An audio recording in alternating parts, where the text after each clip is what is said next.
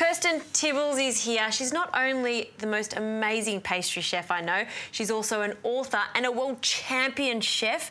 So I know the pastries are going to be fantastic. We're making an apple tart today. We are a really simple apple tart with a pastry which is called Breton shortbread.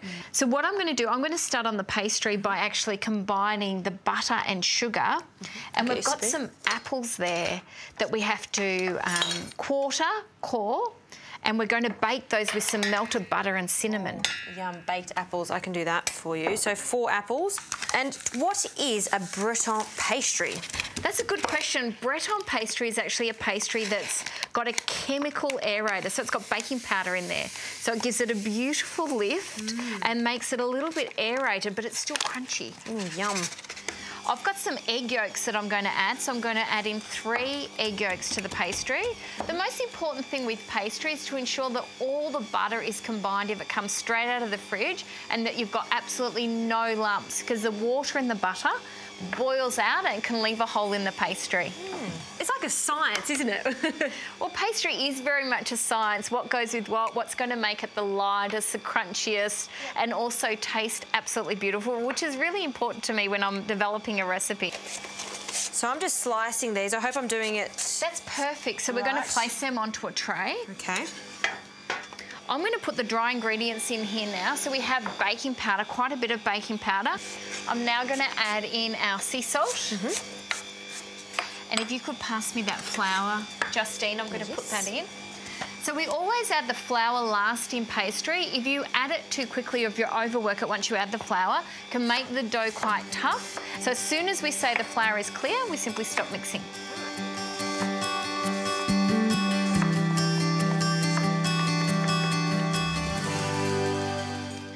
Okay, our dough's ready. I'm going to wrap that up. I'll get that hook out for you. All right.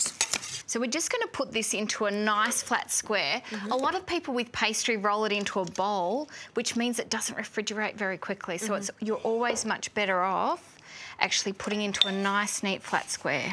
Great.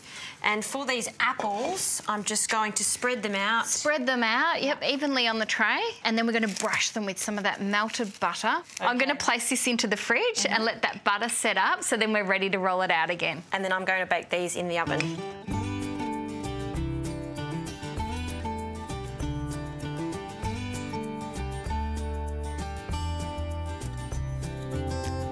We're ready to roll out the pastry now, so ensure that it's still really quite firm when you start rolling. Otherwise it can get too soft and it's likely to stick to the bench. And on a hot day you do need to work fast, don't you? You do need to work quite fast. And be quite liberal when you're dusting the bench, so don't be afraid with this particular one to put quite a bit of flour. So I just pinch it and then shake your fingers, get it well coated. And we're just going to roll it to about 1 centimetre thickness. And these apples, you can see that they're not completely cooked.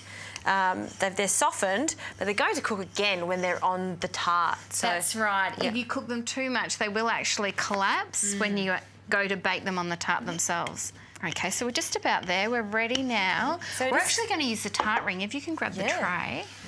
So you just put it on a lined tray. We're using a baking mat, but you can also use baking paper, which are perfect for tarts. And we're actually going to use this as a cutter. That's it. There's our tart. So it's so easy. How easy is this to create a tart? That's so easy. We're going to take these apples and we're going to put them together. Okay. And we're going to press them in to the top of the pastry. Just so like press that in. Perfect. I don't want to press too much. I'm scared I'm going to hurt the apples. Okay, so we're going to bake that at 170 degrees Celsius for about 8 to 10 minutes until the pastry is golden brown. Keep in mind, all ovens are different, but you want a nice light golden brown colour.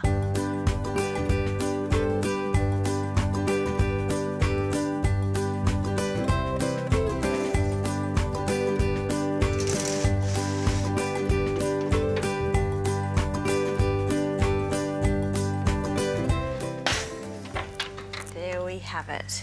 Beautiful. They're all ready. So while they're still warm, we're just going to run this around the edge because we haven't actually greased the tart ring. And we'll just take the tart ring off. Perfect. And place it on the plate. I'm going to try them, and I'm going to try them when they're still hot, because I like hot tarts like that with a little bit of cream. Fresh cream will just set it off. I only need a small amount because I really want to taste the apple. I want to taste the Breton. Let me know what you think.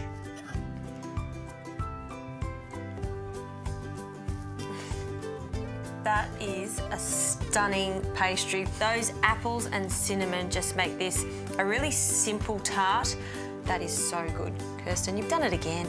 Thanks, Justine.